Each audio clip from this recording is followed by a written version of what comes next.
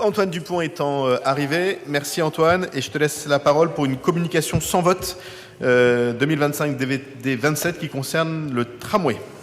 Alors veuillez excuser mon retard, j'étais bloqué dans le métro 13, vous voyez, comme quoi.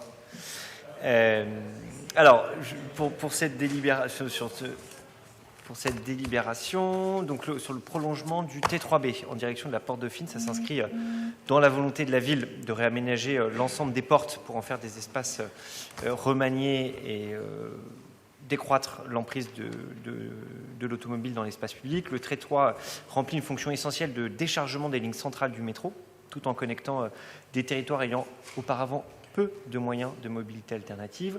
Le boulevard des Maréchaux a pu bénéficier d'un réaménagement complet, trottoirs agrandis, végétalisation, pistes cyclables, couloirs de bus.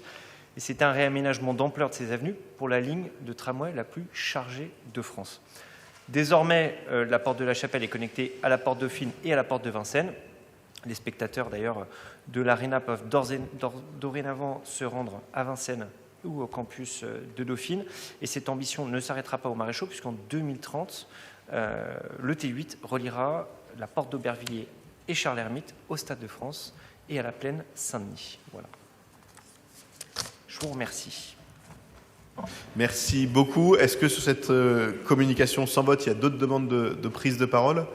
Ce n'est peut-être un mot complémentaire pour ajouter que tous ces aménagements non seulement permettent de mieux se déplacer d'est en ouest, mais relient aussi les quartiers du nord et du sud du tramway, puisque finalement, l'adoucissement des Maréchaux, c'est aussi une façon très utile pour les piétons de pouvoir beaucoup mieux traverser qu'avant. Et donc, on y gagne aussi en déplacement nord-sud.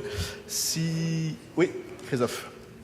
Oui, simplement ajouter à l'excellente présentation qu'a faite Antoine Dupont, c'est que dès 2001, la vision de Bertrand Delanoë et de sa majorité était d'arriver à ce qui va se produire en 2030. C'est-à-dire que c'était une vision au long cours et à long terme.